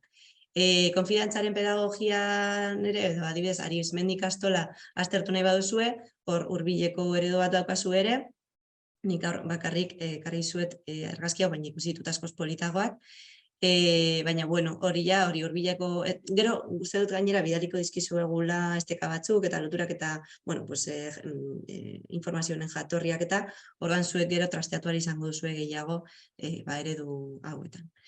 Baina lehen esaten nuena, batez ere kontuan hartu beharko genuke, bai barruan eta bai kanpoan, hezkuntza paisaian, ez? Bentsatu behar dugula, ikasketa prozesu, konplezu eta integral horretan. Eta horretarako, giroak prestatu, bai klase barruan eta bai kanpoan, ez? Hau ja, segurazki egingo zenuten, baina, bueno, horre ere genero ikuspegia txertatu beharko dugu, ez? Eta ikusi, adibidez, aipatzen zidaten hau gehiago da atzeatzeko espazio bat, baina justu, zuen dela gutxira, aipatzen zidaten, bueno, atzeatzen gehiago ikusten da genero banaketa batez ere, eta oso ikusgarria da, motorren asuntuarekin patioan, ez? Motorrak hartzen dituzerako, oso ere bortitzean, ez dakit zer, bueno, bai kanpoan eta bai barruan, modu ezberdinetan ikusiko dira banaketa hauek, ez? Bueno, ez orain, astoratzen hasi esan pixkat denboragatik, baina, bueno, tresnak ere izan beharko ditugula hori barruko aldean ere aldatzeko. Itxaron, Eta gero, ez ditemarik ematen, ez? Baina gero, gustatu zaita Rebeka Gabaldeen arabera esaten du, ez? Garapen etapa bakoitza maitasun eta respetu harremanak daudenean bakarrik gerta daiteke ikaskuntza, testuinguru erlazatu batean arriskurik gabe, inoren eskakizunik gabe, eta ekintza zehatzetarako eskaintzaz betea dagoena. Interesgarri ditu zait batez ere jazarpenarekin lotuta, eta jazarpena zentzu guztietan, eta genero banaketak ja berez baduelako desoreka eta desberdintasun bat sortzen duelako, ez? Orduan, kontuan hartzea jazarpen hori, edo jazarpena hitza jarri gabe desventaja hori edo daukaten pertsonak, ez, generoarekin lotu daudelako, jatorriarekin, hizkuntzarekin eta bar, zailtasun gehiago dituztela garapen horretan, ez daudelako errespetu osoko espazio batean, ez duelako hori jasotzen. Eta gero, bueno, bakarrik ekarri dut gustatu zitzaidalako, da post txiki bat, Rosa Maria Torresek idatzia, eta esaten du, bueno, 3 adibide jartzen ditu, baina gero esaten du, hau ez dute itzuli. Mientras las aulas sigan siendo jaulas, claustros, santuarios, los patios seguirán siendo desahogaderos. ¿Qué tal acercar un poco el aula y el patio? ¿Qué tal llevar a clase un poco de recreo? Berak esaten zuen hori, ez? Claro, klasean hain kontrol handia dagoenean, eta aukera gutxikoak, eta ez? Gero ateratzen direla, eta gero, eta ez dugulako kudeatzen, ateratzen direla, eta orduan modua ere oso bortitza dela, ez? Baina zer ikusia daukala ere barruko espazioekin batez ere horregatik gustatu zen. Eta orduan nola eraldatzen ditugu espazioak. Ez daukadan ez denborarik, hau pasatuko dizugunez, ez dut irakurriko, baina batez ere diapositiba honetako mezua da, bai, badira modu asko, baina eskola bakoitzak berea topatu behar du. Eskola batean funtzionatzen duena, bestean igual ez duelako funtzionatuko. Izan daitekeela salerak egokitzea, izan daitekeela espazio bat daukagulako erabili gabe eta batean aukera ematen digulako gauza berriak sortzeko, baina beste batean ez dakit, edo pasilloa zabalagoa delako eta agian bai ematen digu aukera elkargune bat osatzeko, edo agian ez dakit, hori ikusi beharko duzue. Eta hemen David Zorbuke, ez dakit nola esaten den, baina, bere teoria horretan planteatzen ditu espazio berriak. Agian ezagutuko duzue, bestela, bueno, interneten badaude. Nik hau ezagutu batez ere, duela gutxi jaso nuelako beste kastaro bate oskol estudioak ematen zuena, Aitor Aspe eta Maialen Garatek ematen zuten, eta haiek gainera eskola barruko espazioetan proiektuak egin dituzte, oso politak, lehen jarri dudan argazki bat haiena zen, eta hor trasteatu dezakezue gero ikusteko zemotatako proposamenak egiten dituzten. Haien zeran oinarritzen dira, egia da, behintzat genero ikuspegia modu esplizituan ez zutela aipatu, orduan kontuz, ez? Berdin, noski, espazio hauek berazgarriagoak dira klase zurrun bat baina genero banaketa hor jarraituko du eta horretarako gu egon behar gara adi. Honek planteatzen zituen hainbat espazio, ez? 3 argazki hauetan da zutondoa, dira metafora batzuk, ez? Deriala, adibidez, beratxetet urtetik aurrera. Harrera espazioa, ez? Eltzen garenean, hor zer egingo dugun, eta horrelako harrera espazio bat, zutondoa, ez? Pizkat argazki horretan ikusten duguna da hori, ez? Harrera espazioa da, sartzen direneko espazio eta gauzakutsik eta zutondoa da hori, nola elkartzen garen, eta pizkat zainketarako espazio bat, nola gatozen, zer egingo dugun, eta Gero, aska zen, erdiko argazki hori, ez? Nola guztiak batzen garen, behar berdin bat asetzeko, ez? Edo proiektu bat ekinazteko, eta gero egongo ziren kobasuloa, hau da, bakarkako lanetarako eta taldekako lanetarako guneak, haiek proposatzen zuten, euskoltaldekoek, ez? Desberdintzea, eta gero bizitza, ez? Eskuak zikintzen zen, proiektu horiek aurkezteko espazioak, eta bizipoza, mugimendua, gorputza, eta bizipos hori adierazteko beste espazio batzuk. Barruan eta kanpoan, kontuz, ez? Askotan, hau bakarrik kanpoko espazioetara mugatzen dugu, eta ez diogu garrantzia ematen, edo ez dugu integratzen ikasketa prozesu horretan, ez? Eta hori ere bada prozesu horren alde garrantzitsu bat. Orduan, baina etzen gara ona, esaten dugu, baina hau da gure klasea, eta nola sartuko ditugu hainbeste espazio, ez? Balen esaten dizuena, nik ez daukat formula magikorik, noski, eta klasea oso txikia denean, ezintasun asko izango ditugu. Argi dago, eta hori ezagutzen duzu, ez? Dagoela antolatzeko modu asko, taldeka jarri gaitezkela U-forman, eta hemen kontuan hartu beharko dugu ere, besteak beste, ez bakarrik, baina genero banaketa horrek zer eragiten duen. Ez da berdina borobil bat egitea eta guztiei aukera ematea hitz egiteko modu libre batean, hor, azkenean, gehiago hitz egin dutenak izango dira mutilak, zaratatsuago, edo, ez? Hor sartzen dira hainbat aldagai, volumenara izan, ez? Ez da zenbat hitz egiten dugun, da, denbora zenbat hitz egiten dugun, baina baita ere ze volumenarekin, ez? Nor, espazio hartu dezakegun volumenaren bidez ere bai, ez? Ikusgarritasuna edo aditzera eman dezakegu gure ideia edo inposatu dezakegu volumena igotzen. Orduan, horrek ere, eta gainera horrek, zerikusi handia ere izango du genero banaketarekin, horretara bideratzen ditugulako erreferenten bidez. Orduan, irakaslea, kasu honetan, eta irakaslea izan marko da, horretan aditu bat edo behaketa hori egiten duena, eta muga jartzen dituena. Eta nola aldatu beharko dugu? Hor ja parte hartzeko tresnak baliatu beharko ditugu, oso espazio mugatzaile daukagunean, rondak egiten, baina kontuz ere, zeren rondetan ere, lotzak, beldurrak ateratzen dira, horretarako balio dute, eta zubia badakizu, eta alde txikietan lan egitea, eta edo ez bakarri genero banak, eta hizkuntza menperatzen ez duen ume batek ere, zaitasun asko izango ditu horrelako rondetan edo espazioetan parte hartzeko, ez? Orduan, hori izaten dizuet, helburua izango litzateke, espazio hauek aberastea, eta esatea edo eskinatxo bat, ezakit, azkena jarri dudan, igual ez dut jarri, barkatu, bidariko izuz bestela bezargazki batez, egotea espazio bat zutondoa dena, horrela lurrean adibidez eserializateko borobilean eta modu eroso batean, zeren karo gero zergatik ez, lehentasuna eman diegu pupitre horiei, baina, teoria hauetan hori planteatzen da, pupitre horiek agian ez direla hain beharrezkoak edo ez leku guztietan, klaro, hori daukagun espazioaren arabera, baina, batzutan ere irakurtzeko erosoago gaudela etxanda, edo, ez dakit, egon behar direla, aberatzagoak edo motibagarriagoak diren beste espazio batzuk, eta agian klase barruan egite, claro, baina horretarako lehentasunak markatu beharko dira, eta esaten badugu baina lehentasuna izango da taldekako lana, edo bakarkako lana, horretan denbora gehiago eskainiko dugulako, argi dago igual klasea forma hori izan beharko duela, baina agian pasilloetan, edo baldin badaukagu beste espazioren batean, agian ahalbidetu beharko dugu umeak beste modu batera ikastea, etxanda edo lurrean eserita edo beste moduren batean ordu batzuetan, ez? Osa, ez izatea izu horruna dena. Ez dakit zergatik eraztu zaitzartzea beste argazki hori barkatu.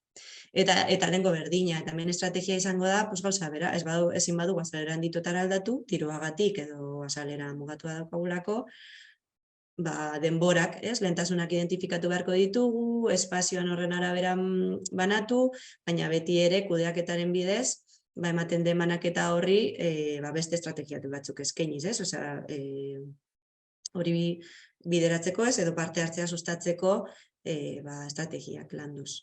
Eta hemen ere, eta barruan ere, barruan eta kanpoan, kooperazioa eta zaintza, eta lehen esan dudan norabide horretan, ez? Eta jazta, zeren oso berandu da. Bai, hau izan litzateke, hau nola landu, prozesu parte hartzaile beten bidez, eskola komunitate osoa integratuko duena. Eta hor, ez ditut aipatu agian, baina jantokiko lantaldea ere, egon beharko da, beti ere esfortzu bertatzen direlako arazoak. Barkatu, oso, igual gauza gehiagi esan nahi izan ditut, baina, bueno, espero dute ulergarria izate. Eskerrik asko.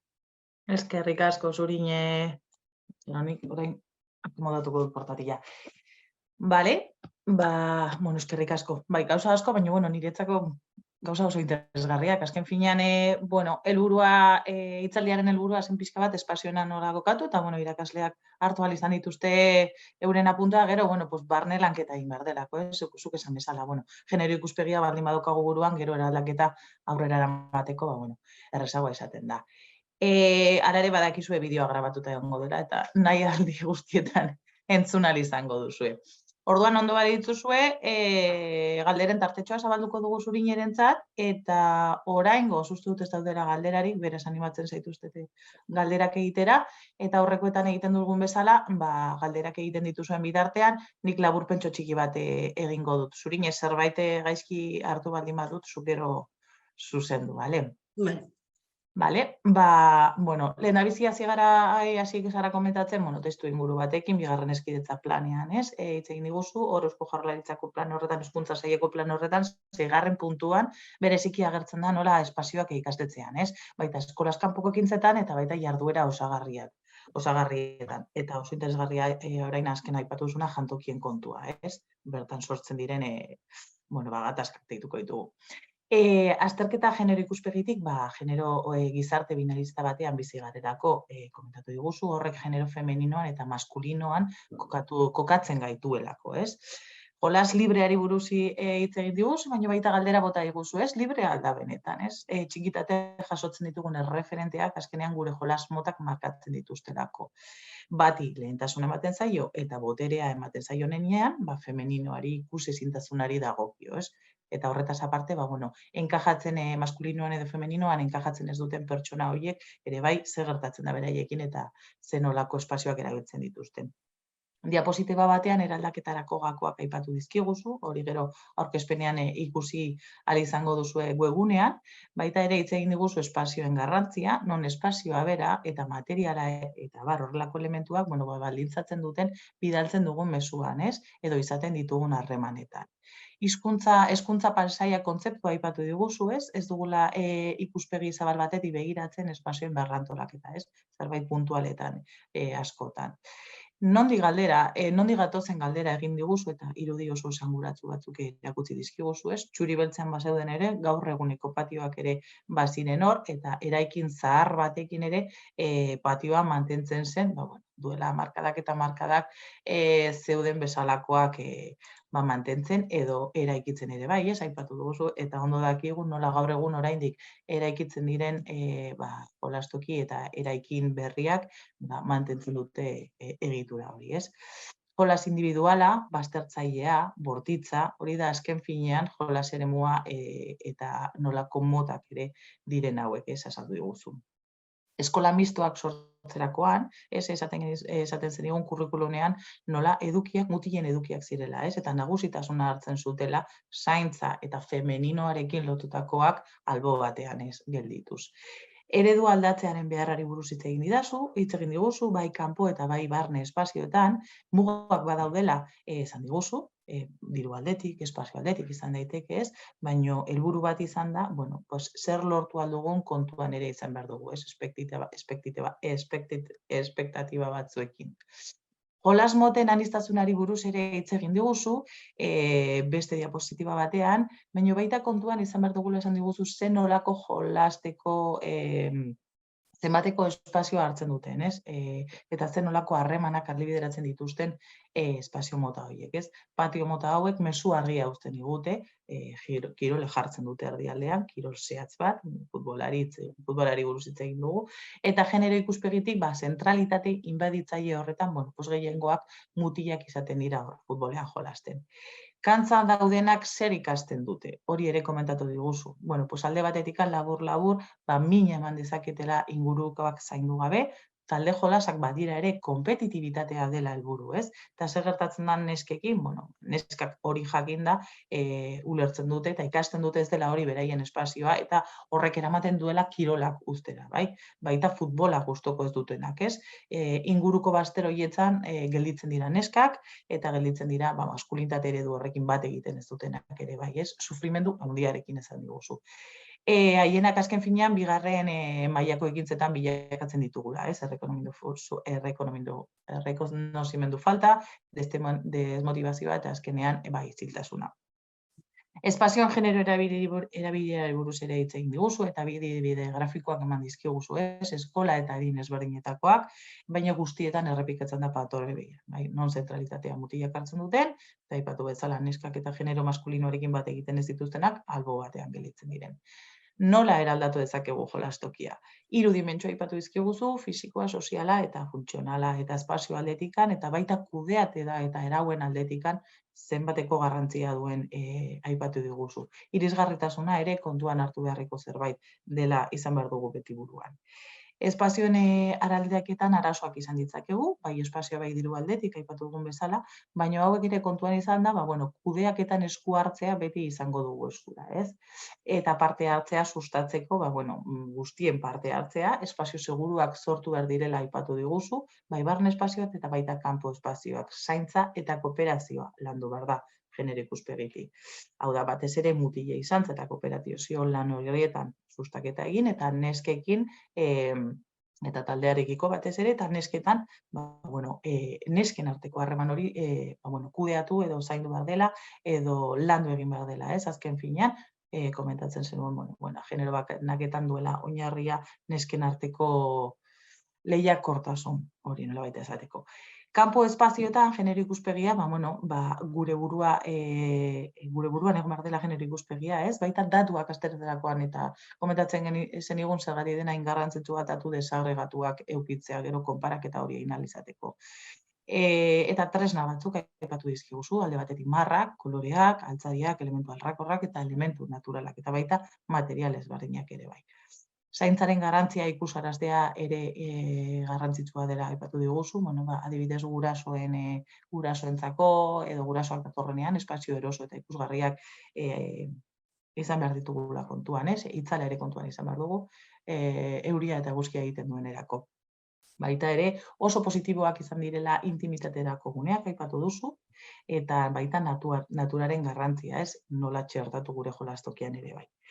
Eta autonomia da, aipatu duzun beste kontu garrantzitsuetako bat, nola sustatu behar dugun ikasleen autonomia, baita hor ditugu esperientzia oso pondeteak edo politak ere bai, eskola bideak, eta bukatzeko, esku hartzea egiten dugunean, handik urtetarako emaitzak kasu batean aipatu duguzu, ez, nola eraldaketa batzuk egin izan ziren, baina futbolaren kudeaketa ez zenean aldatu, aldaketa handirik etzela eman, ez? Sentimenduen lanketa ere garrantzitsua dela, esan diguzu, ez, intimitatea eta emozioak azalerazteko beharra. Eta barne espazioetan, ADB batzuk aipatu diguzu, Montessori, Piaget eta beste konfiantzako ereduan, ez? Gero, pasatzen ditugunean ereduak, bakoitzak begiratu ahal izango ditu, baina eredu guzti hauetan, hasierakoetan, non zentralitatea ematen zaion elkarbideei, pasabideei, non adin ezberdinetako harremanak ere sustatu daiteken. Ikasgelan amaitzeko, ikasgelan bertan ere garrantzitsua da zenolako espazio, ez dakit nola aipatuzun kontzeptua, baina esango dugu espazio simbolikoa ez, nola hartzen duten espazio hori adibidez hitz egiteko maiztasunean, eta baita erabiltzen den volumenean, ez? Interrupzioak eta horrelakotan ere aipatzen dira. Eta azkenean horrek kontuan izan behar dira, sexuen arteko botere harremanak ere bai, nolabait orekatzeko hor irakasleak dauka esku hartzea, ez? Eta bukatzeko, egitezen dudala irutan, baina, aipatu dituzun 3 elementu gustatu zaizkit azkeneko esaldi bezala, ez? Aipatu duzun mugikortasuna, aipatu duzu lasaitasuna eta natura, baina beti ikuspegi feminista batetik. Bale? Eta orain bai uste dut galderak ditugula, bai, goazen. Bale? Bideoa eskuragarri egongo da Emakundeko webgunean Nahikoren atalean. Aukerarik duzu ikastetxe batera joateko ikusteko patioa eta proposamenak egiteko. Bai, baina, Zurinek erantzun dezala, baina, hori da bere lana, bai.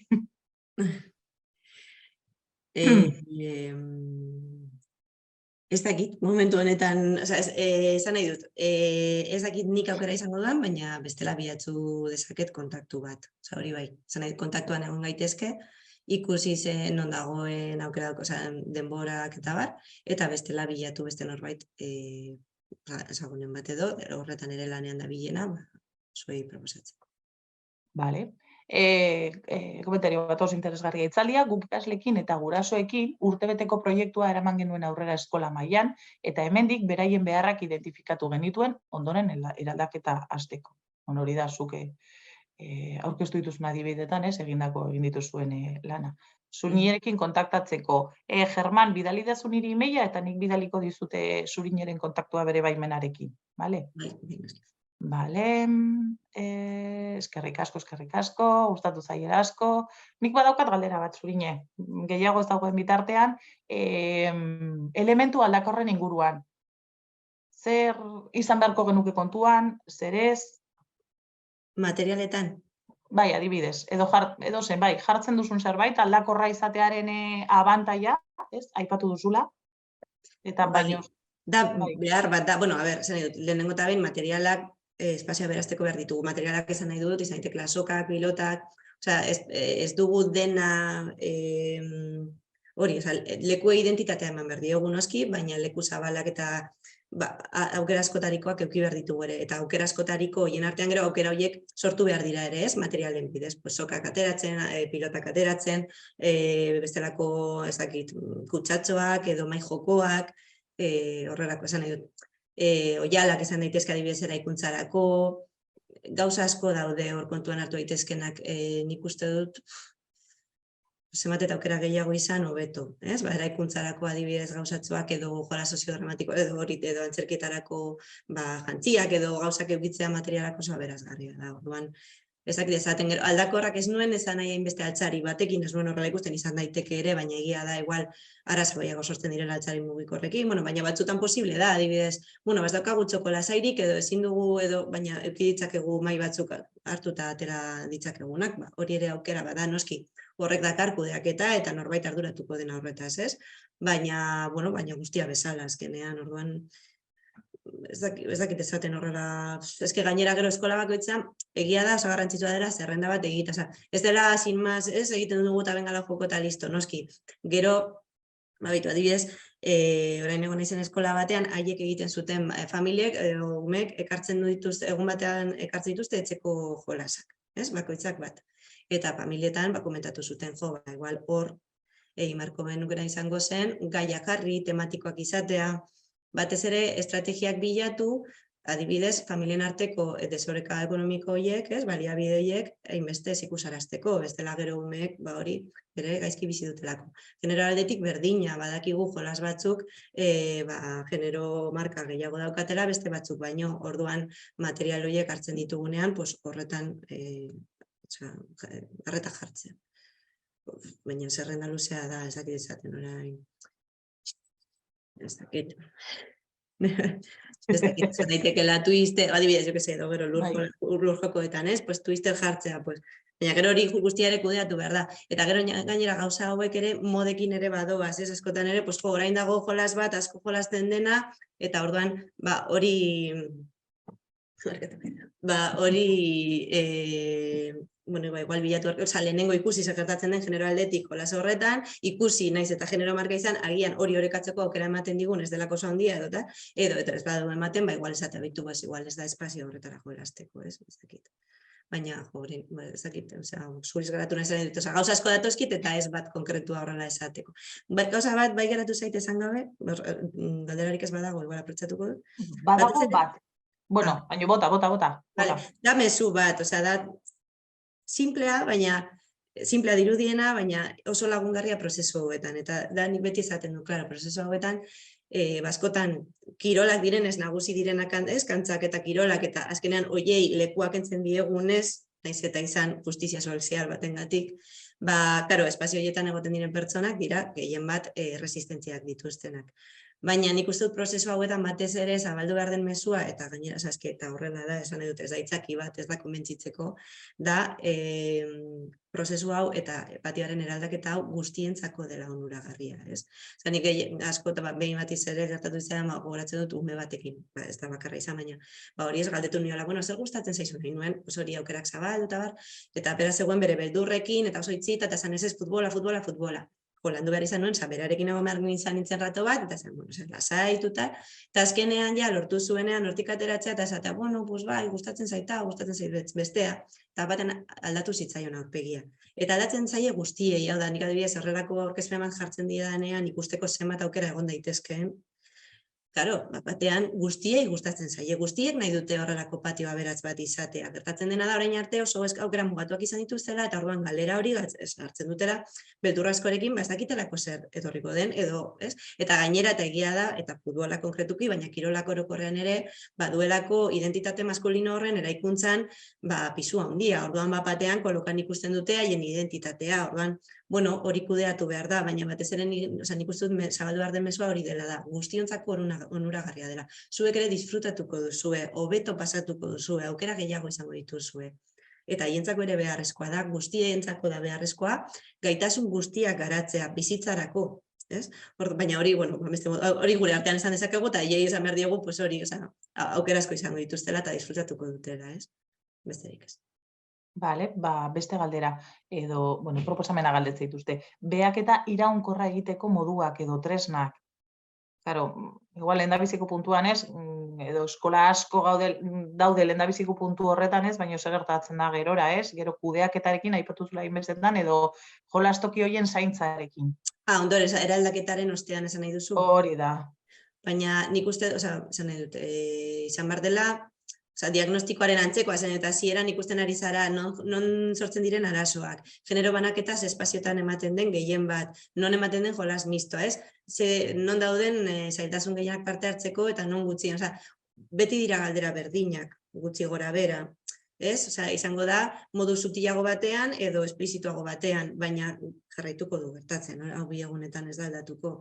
Orduan, da beti hor arreta jartzea horretan, da genero banaketa, edo beste banaketa batzuetan ere, noski, eta ikustea, behitu jolas honekin, igual eskola batean bai, baina beste batean ez dugu lortzen parte hartzea sustatzea, bilatuko dugu beste bat, edo hori ez, da parte hartzea ikustea, parte hartzen mota, generoaren arabera, denborak, moduak, arazoak, agresibitatea, jarrerak, eta lehen esan dut, eta jaztu zait, hasierako galdera berdinak, arazoak, genero banaketa, eta estrategien impactua, bera, ez? Ze puntura, eta emozioak ere, emozioak buruz hitz egitea, zen, igual kudeak eta hori dinamizazioak hasieran berria delako interesa pizten dut, gero bizpizkat desmotibatzen du, nik uste denbora, tutoretzetan landu behar dela. Adibidez gogoratzen dut zuek Esrekabarrin landu genuenean, ondorio irakaslek esan da ez, eta eskolak esan zuela, karo, eske hau landu behar dugu izan behar da, hilabetero, igual ez astero, baina hilabetero lantzen dugun gai bat tutoretzetan, beti egon behar da presente, ez, orduan, hori, iraunkorra izan behar dela, ez dakit erantzun dudan. Ikustut bai, azkeneko galdera, denbora eskampo hau dela. Patioan eraldaketak HH-en errazago egin ohi dira, eta LH edo DBH-en? HH-en errazago, depende. Galdera da, galdera da. Ia errazago. Ea LH-en eta DBH-en zer gertatzen den, ez? Karo, alde, zen nahi du espazioa, igual fisikoagatik gehiago. Niretzako antzekoa, Claro, atzeatzen egiten duzu zuk nahi zuna, dirua baldin badaukazu. Igual ez dizute hainbesteko zerari jartzen. Atzeatzen eta DBH-en, arazoa berdina da, eraldaketa fisikoa egiteko diru laguntzak eskatu ditzakegu, baina mugatuak dira eta ez dituzte beti ematen. Hanpetatik eskatzen dira gehien bat, eta hori kudeatzea ere, lan handia da, eta beti, igual ez daukagu gaitasunik, ez dago jenderik, edo daukagu eta gero ez dugu lortzen. Karo, diru aldetik muga handia, gero gauza batzuk modu parte hartzailean egin daitezke, bai, udalak usten badu horrelako esku hartzea egiten, eta parte hartzeko sarea baldin badago, eskola batzuetan badaude eta beste batzuetan ez. Aspaldatzen da eskola batetik bestera.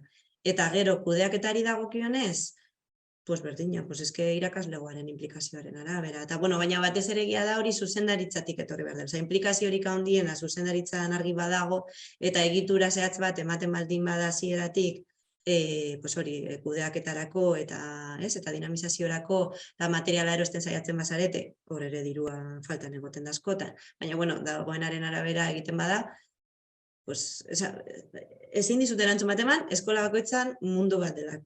Baina, mugak horiek izaten dira, eta aukerak, zentroaren arabera. Oso ondo, eskerrik asko zurine. Ez dago galdera gehiagorik. Eskerrak ematen dizute, irakuste dituzuzuk. Eskerrik asko zuei. Estarria eta hori. Eskuragarri jarriko dugu laster bideoa editatzen dugunean, eta gogoratzea edo aipatzea martxoaren 14ean izango dugula hurrengo hitzaldia, oraingo honetan emakumeak eta zientzia izango da gaia. Eta, zurine eskerrik asko eta jarraituko dugu jolastokien inguruan lanean, zu ere bai, así que elkar ikusiko dugu. Eskerrik asko eta laster arte. Agur. Agur.